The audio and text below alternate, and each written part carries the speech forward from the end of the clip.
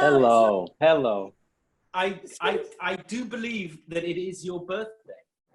It's my birthday next Tuesday. It's your birthday next Tuesday, and my son's made my day by arranging for me to talk to you. Well, this is fantastic. And I hear too that you've just been given the all clear from the dreaded sea.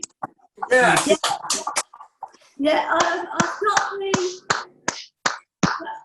I've just been told I'm in remission, but I still have to go through another couple of treatments. Oh, which heads the bald head. Well, you look fantastic. Thank you, thank you. This is amazing. Oh, well, happy welcome. Birthday. Thank you. Yeah, you've got both of us here, and So tell me, when did you find out that you're in remission?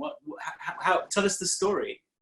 I got told. Oh, it's all right. My husband's lost me. I got told I had blood cancer at the start of the coronavirus. I've been in lockdown since March. I'm only allowed to go to the hospital. And then on the 30th of June, they told me that after 3 treatments, I'm actually in remission, but I have to carry on with the treatment, which is another 2 treatments, which are not very nice, but I have 3 fantastic children. Well, they're not children now, they're grown-ups. It's still your children. Yeah, they are. And Conrad, who is a Star Trek, well, we're all Star Trekkies in our family. We've watched everything Star Trek from the first one. But yes, I'm in remission, and hopefully after the next 2 treatments, I won't need a lot more treatment for 5 years, hopefully, if I can keep it going.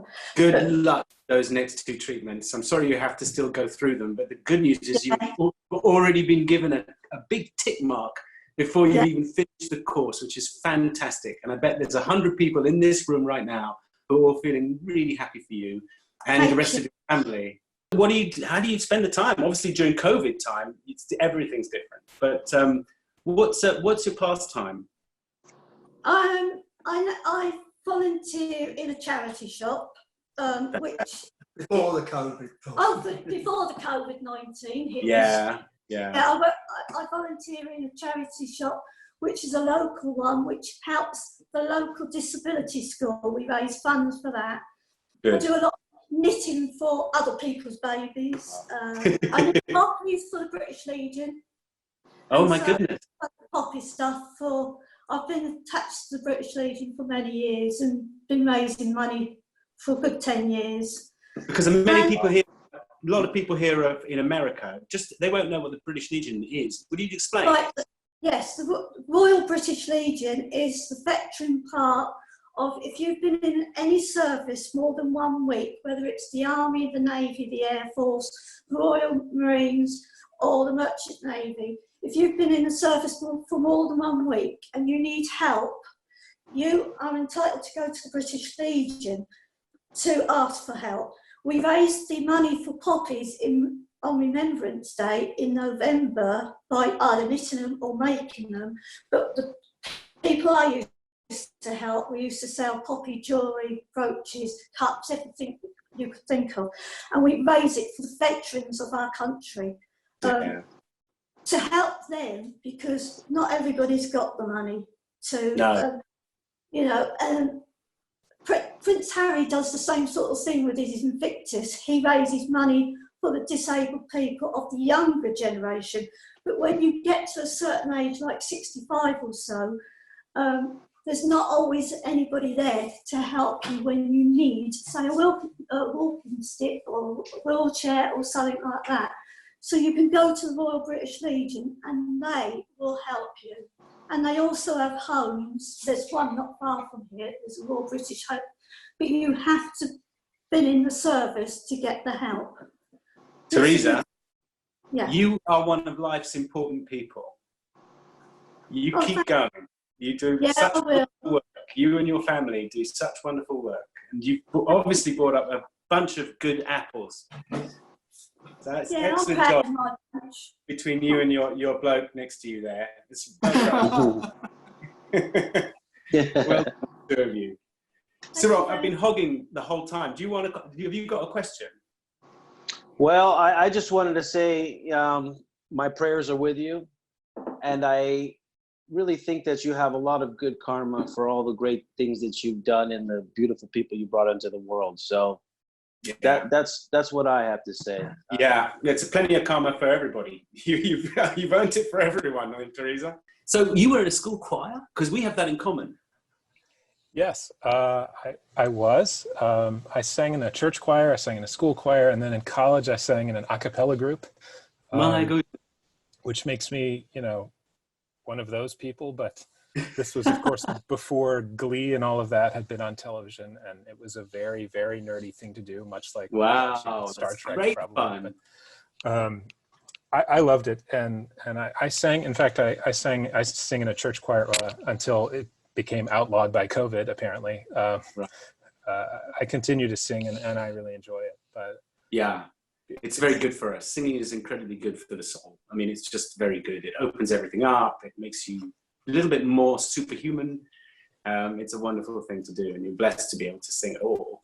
I don't sing well anymore, but I used to sing quite well. My mother was obviously white, English. My father was very unwhite, came from Sudan. And so my Sudanese family would occasionally have to be kept up by my English family. And so my mum would send pictures of me at school.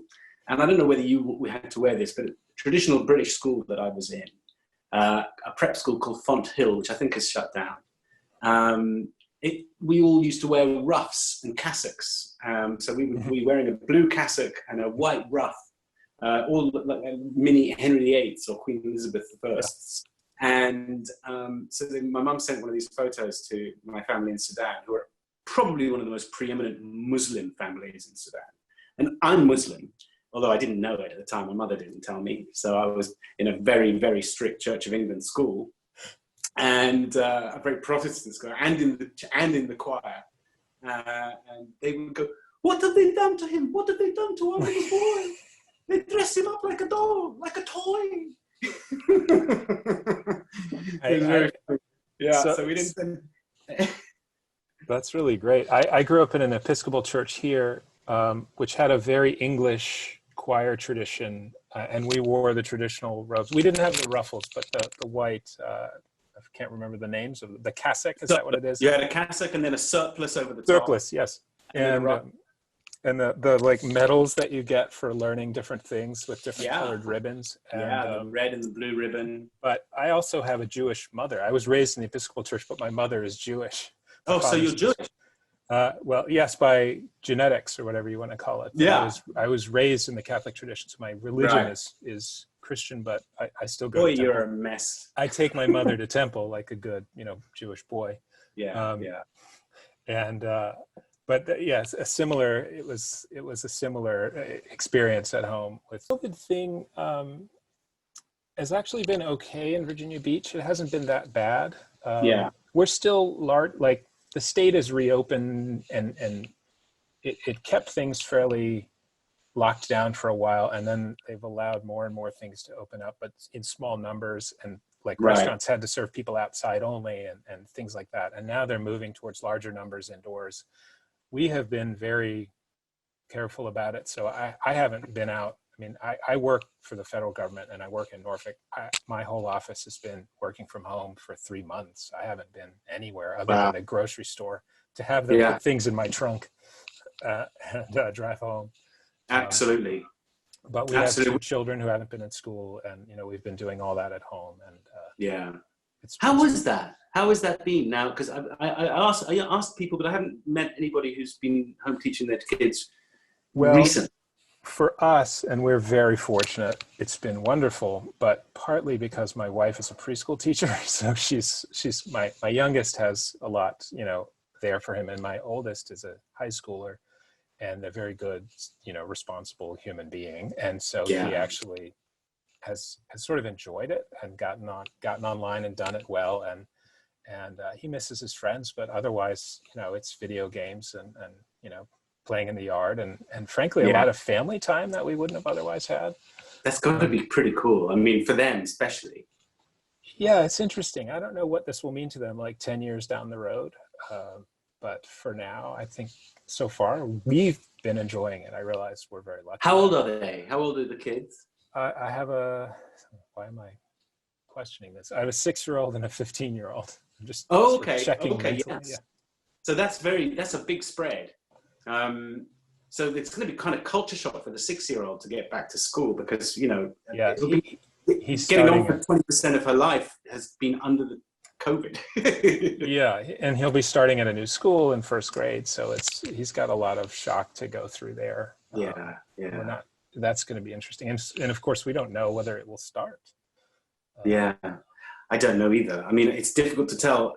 I know that the United States is doing as bad as you can possibly do under the circumstances. Just reading neutral press and just looking at graphs. You know, I think that the European curve goes down like that or like this, and the American one would be like this, which is a bit. I would be a bit irritated with the leader if I was American. I'd be like, wait a minute, you're not supposed to do this to us. Us in Brazil. What do you and your family do to amuse yourselves? What do you look forward to? Because there's no weekend anymore. So my 15-year-old loves video games. I love games of all kinds. I love games. I'm a game designer, and I like doing that sort of thing. So I play a lot of board games with the younger one, who is brilliant. He's, I think, smarter than all of us, frankly. And he picks them up very quickly, and he beats me at them. And I don't just let him. He's just that smart.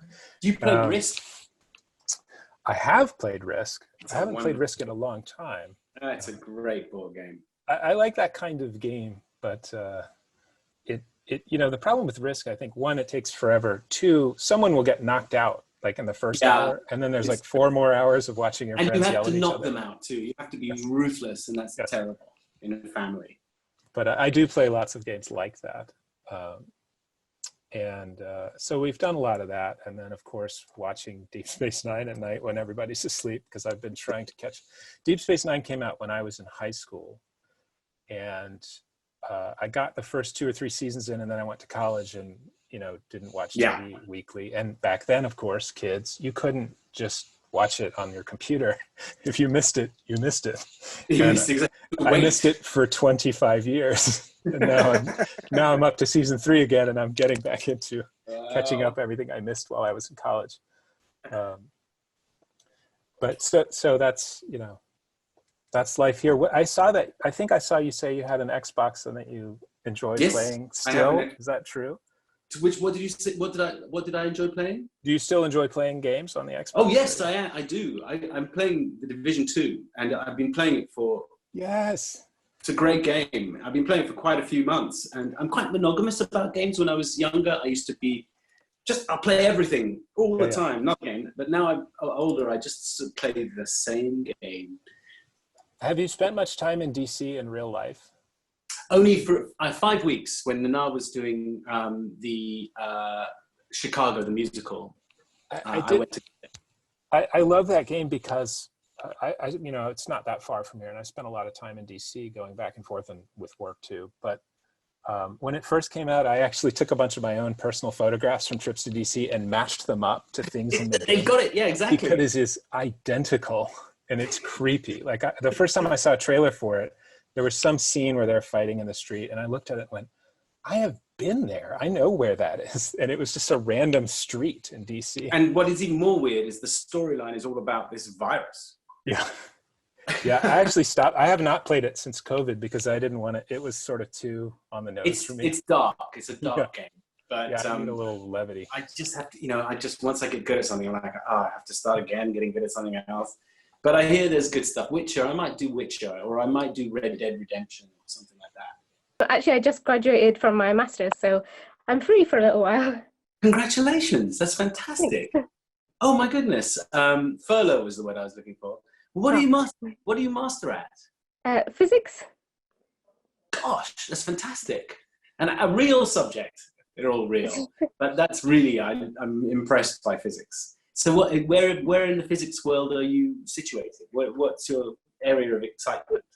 Well, actually, my degree was mostly kind of experimental stuff, but by the end of it, I kind of realized I like the maths more. So I'm planning to move more into the theoretical side of it. Wow. And are you excited by quantum? Are you excited by, I don't know, Sort of, I think more particles and cosmology, that kind of side of it is quite interesting to me, I think. They're just on the edge of discovering a new neutrino, aren't they? Have you read about that? Well, my project was about neutrinos actually, but really? I haven't read about the new neutrino, no. But unless you mean there's like the charged, well, they're all chargeless, I guess, but there was something, yeah, I'm not 100% sure, but yeah. Well, I'm not 100% sure either, but the blind will lead the blind here. And they've just been doing an experiment which is finished, but now they're going through all the physics to figure out, because it's being peer reviewed. But they worked, they did a thing in a chamber where they create lots of events, and then they measure how many of those events are unaccounted for, and there was such a large number unaccounted for that maybe this is a new particle that has been discovered, which is on the neutrino level, an axiom. I don't know. I can't remember what the right terminology is, but axion. I don't know. Okay. Yeah, I've heard of some axion type things. Yeah, it's in that area, and it's on the it's in the dark matter area that they're excited. Okay, like potential dark matter candidates. Yes, exactly. They're trying to figure out what on earth dark matter is. And so I read this magazine from time to time called Quanta, and it's an online magazine. I guess it's based in America, and they were talking about it there. So I very highly recommend Quanta because it's quite good. It's kind of interesting.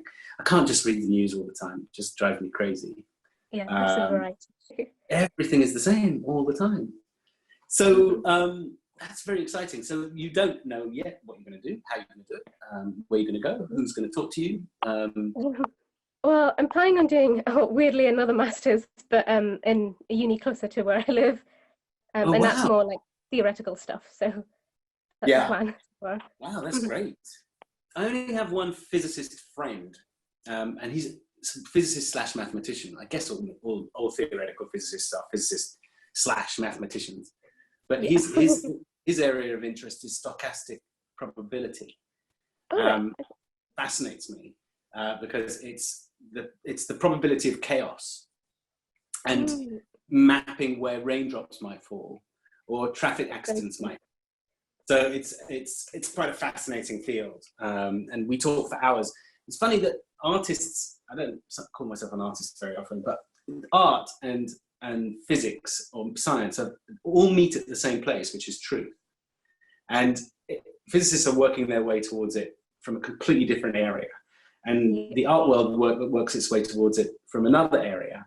And they don't always arrive at the same conclusions. I mean, no artist ever painted gravity, but the next set of truths, the truth about what's in here and who we are and the existential set of truths are very much on the same level. So you'll find a lot of physicists and scientists really love art. They really love good music, and they really love beautiful painting and poetry for that same reason, because it exposes truth. What sort of food, what general food type are you really excited by? Gosh, I'll eat a lot of rice. So does that mean that you like Eastern food particularly? Is that sort of is that your comfort food type? Yeah, so like, our family is Indian, so we always have rice at every meal.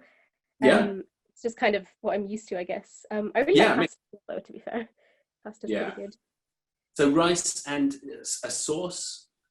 Yeah, usually like some kind of curry on top. That's delicious. I mean, a lot of people are going, yum, yum, yum. I mean, have you heard how many people, and I've always often asked this question of people, and the amount of people who've said curry, I love to make curry, is stupendous. It's really huge. And it's quite hard work making curry. Got to put lots of stuff together. You make curry yourself? I tried to. It does definitely take me longer than my mum, but I'm getting there slowly, sort of practicing. Well, what's your favorite one? Do you have a favorite, or do you like different ones depending on your mood? No, I definitely have a favorite. My mum makes this sort of chicken biryani, which is like delicious, and it's my absolute favorite. It. Yeah. Mm-hmm. Wow. Okay. Maybe you'll have to get the recipe for us. You already made me hungry. That's just the sound of that sounds absolutely delicious. I'll definitely have to get the recipe. Yes, please. Yes, please. I decided to do something constructive with my time. What? So what I did is I just asked the United Nations themselves today, I really did this, and said, you know how people say, I'm tired of this, I want to leave the country and, get rid of my citizenship, whatever and stuff like that. I don't believe in it, I believe you need to change it, but I'm kind of tired of Earth right now. So I've actually asked the United Nations how to renounce my citizenship of the planet. So I don't want to be a Terran anymore. I want to go somewhere else. And I'm waiting for their response. I actually did it. I'm not kidding. I said I want off the planet, and if you can provide transportation, I'm in. That's fantastic. That's really cool. Well, good luck with that plan. Hey, I'll let you know how it works out, I might be on the next plane. I don't know. That is really funny. I think everybody needs it. I hope they find it funny too. I'm sure they will. My friends are dying right now. They're going, "Oh my God, what did you do again?" And they know me when I say I did it. They know I actually asked the UN. Are you the guy who's trouble in the group? I'm the guy where I'm naturally the suspicious one. You know what I mean? I'm the one that goes, "We know you did it. Come on." In high school, I was a terror. I ain't gonna lie. We actually planned one day, we just were tired, we decided we would do something. We were seniors in high school. So we decided during a fire drill, if we could strategically plan this out, if we'd actually take all the fire alarm bells off of the wall while it was going on, the drill was going on. And it worked. It was great. It worked. People outside heard ring, and then we got it done in 12 minutes. Oh my goodness. Yeah. You can go to prison for that. Well, thankfully, they didn't see it that way. You know what I mean? As a matter of fact, we got the last bell down, right? Me and my guys, we got the last bell down because we all had 2 bells to do each, in our group. And just as we did it, and the principal walked around the corner, and I'm like, with it behind my back, right? He's like, "What are you guys doing?" Meanwhile, the flapper is just flapping in thin air, above our heads. He didn't notice. He's like, "What are you guys doing here?" We're like, "We were just doing something, sir." And he's like, "Well, you get out there. There's a fire drill." "Yes, sir, no problem." As he rounded the corner, I hit the bell, ding, just once, because I got punched for that one, but it was fun. Yeah, you clearly were a terror. You absolutely. Yeah, I did. My parents are saints. Is college in the States a bit like college in England? Because you in class with quite a lot of people, and you really maybe only know 2 or 3 of those people. The other people you just see every now and then. They come in, they go away, they go to their thing. So you don't actually, unlike school where you know everybody really well. Yeah, you got just a few handful of people you hang out with all the time. Yeah, because my college was really weird. I went to I didn't stay the whole time, but I went to University College London, which is one of the British things, and I studied anthropology and geography. Cool. I was a complete idiot. I chose them because they were. I was a better English scholar than I was at doing geography and anthropology, but I got the grade. So I was like, okay, I'll do anthropology and geography. I had this half-baked idea that I might go to Sudan and help. Which obviously wasn't going to happen once I realized that I could earn money acting. And then, but we lived in a dormitory that, like American kids do, but unlike American kids, and this is back in the 80s, so it's not, it may be like this in the 80s, we had 2 guys to a room with no dividing wall. Nothing, we were in the same room. He was on the northwest side and I was on the southeast side. And there was a sink and a window. And we just arrived at college. We were 18, we were adults. We were partying. It was quite awkward. It was a little bit awkward is the only way I can describe it. Because, kids of that age, hormones. Kids of that age need some privacy too. Yeah. It was, we just went ahead, sometimes things just went ahead and happened in that room that I was just like, well, did that just happen, right? I'm just going to whistle. Maybe I'll be noticed if I whistle a little bit. Maybe I'll just sing to myself under the sheets. Sure, yeah, okay, let's go with that. You just reminded me of that. That was a very awkward period. That was I didn't see college out, but not just for that reason. There were pretty valid reasons. So the play was really fun, by the way. Good. I'm really glad. It is kind of fun. It's kind of fun to do too. It's fun. I haven't picked up the Bashir book for 25 years, so it's kind of fun bringing him out again and dusting him off. Yeah, I imagine that's an interesting experience. Yeah, it's kind of fun, and especially with Andy, which is one of probably my favorite relationship in my Star Trek experience. The Bashir thing, and it was just great that Sirach said he'd do it, because it's such a. I mean, when Matt's thought about Sirach, it was such a left field option. You know, Sirach. No one would think about Sirach. Right. You just wouldn't, because he was a kid and but of course 25 years later he's now a kind of roving journalist he had a real swagger, and I really like what he's done with the character. Really good to see me too. On TV. Really cool how up here Native American culture is just so integrated into pretty much everywhere you go. In Bemidji, you could pretty much go anywhere. Like, you could go, say, to the library, and they will have the welcome sign, but then they'll have, I cannot remember the actual Ojibwe word for the life of me, but it is the Ojibwe translation of welcome. And they do that for all kinds of things, and I think that's a really interesting way to sort of, incorporate that kind of culture into everyone's. I wish it happened more. Because once you unlock a bit of the language, you'd have a bit more respect for the people you meet, and that makes life much easier for the people who are kind of disenfranchised to get a little bit back. I just read Oklahoma somehow. Some judge has just given Oklahoma Native Americans like 50% of their country back, at least in principle. It's not actually going to happen, I don't think. But that's pretty well. Okay, so cool. And did you grow up with being imbued with this Native American? Because you're a youngster. Is that feel part of you? I mean, I'm not Ojibwe. I'm actually part Cherokee on my dad's side. And he wasn't from Minnesota originally. He was from the California, Nevada, Utah area.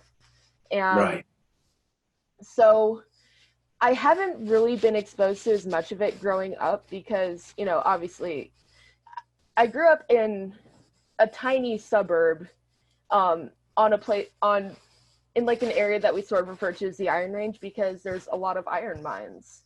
Right. So I didn't really get exposed to a lot of Native American culture until I moved up here near Bemidji. And they even have lessons in schools up here, like Ojibwe lessons, where they teach the language, the culture, the history. And it's really cool. You think, sorry to interrupt you. I mean, you're going to kick back in. You think that when you live in a country where there's indigenous people who have basically been the guardians of that place for millions of years, probably, or hundreds of thousands of years at least, then, and that happened, you can talk about Australia I know there's someone in the room here in the club today who's down under, and there's people in New Zealand who've got this really strong Maori culture. And you'd think that you'd be much more embrace these native indigenous people, because if you're a patriot, that is part of the root of your patriotism. is the people who were there before you, who made sure the country was still around by the time you got here. Crap, where was I? That happens when I rudely interrupt someone. You will forget. It wasn't rude at all. I enjoy hearing you talk. You're cool. Just shoot off at the mouth. That's all I do. So I will come up with something for you to tell me. Okay. You finished college? I am actually in between my first year and my second year of college. My first year kind of went down the drain, obviously, because of COVID. Yeah. What happened was, in the middle of spring break, it was like supposed to be 1 week at first. Yeah. And then we got the email for our school emails, and it's like, hey, we're extending it. And obviously we weren't going to complain. Yeah. And then they extended it by another week, and then we were like, okay, this isn't funny anymore. And then they were like, yeah, it's looking kind of hairy, get out. So I had to, within 3 days, I had to go back into Bemidji because I was visiting the Iron Range at the time. Had to go back to Bemidji, had to go to my dorm, pack up all my stuff. I was like crying as I was doing it because I didn't want to leave because I'd made so many friends there. Oh, no. So I'm like getting my stuff and I'm like holding back tears. I was like, just. And you know what the real tragedy is? It happened in your first year, because your first year is the 1 year you can just about get away with goofing around and have like a bit of fun. It's like that when they talk about like, you know, National Lampoon's Animal House, movies like that. Yeah. That's your first year. You get that stuff done in your first year. You can really have fun. But second year, third year, fourth year, you have to so you just missed your fun year. It's a real shame. I want to be a cybersecurity analyst because, cool. I see you, Vincent. I see you giving me the thumbs up. That's very cool. The way that started was I used to be, as I was growing up, I was really interested in computer viruses. That was like the one thing that always got me really excited. Because it's such a it's really kind of scary to look on your computer and see, oh my God, I got a virus. Yeah. How am I, going to fix this? And basically my ideal job is to analyze that. And one case of computer viruses that really interested me was a couple years back, because you're British, so you would, like, I'm sure you've heard about this. It was this type of ransomware which locks up your files and makes it so you can't access them without paying. Right. It was called WannaCry, and it affected pretty much the whole NHS because... Yeah, I remember it very well. Yeah, and because they hadn't upgraded their computer systems, and, there's so many exploits that can come from a non-updated system. So... For sure. That's something that's always fascinated me, and I want to be able to, like Vincent said, I want to be able to help people, pretty much however that is. Yeah. Because viruses can be anything from an inconvenience to a catastrophe. Absolutely. And there's I'm just looking, you noticed me looking up something here. I'm just looking on my phone because there's something I want to talk about very quickly, and it's to do with exactly, and you just brought up something that no one ever brought up before, and it's about this game that happened a few years ago, and it was basically a quiz. There would be an image on screen, and people would have to figure it out. And it was all about looking, and one of the things that was being said was that it was all about looking for the finest computer virus analyzers in the world, and so that they could enter this club if they could get these things. I wonder if someone is finding it before me. Was it cool? Is it Cicada 3301? It's Cicada. You're absolutely right. Boom. There you go. That, I believe that was. Honestly, I think that falls under the category of ARGs, which are also kind of an interest of mine, low-key. And just everything about that is fascinating. It's fascinating. Just this giant scavenger hunt, that leads people all around the world. I, unfortunately, was in middle school at the time and did not get to participate, but... You could not. Yeah, absolutely. But, it's still people cool look it up, that happened. Pretty amazing, and then it just vanished, and people aren't sure who did it, who was behind it, whether it was people had theories that it was perhaps CIA looking for the best analysts to come and work at the CIA, or that it's a big international organization that is cherry picking the finest people from around the world, not necessarily for a good thing. And it was they were very, very they were like anonymous, the group anonymous in a sense, the hacking group, because they were very much about all information is private and shouldn't be shouldn't belong to everybody. And look it up, it's fun. It's a really interesting group of people and should suit the nerdy net culture in this social club. Yeah, definitely. Yeah.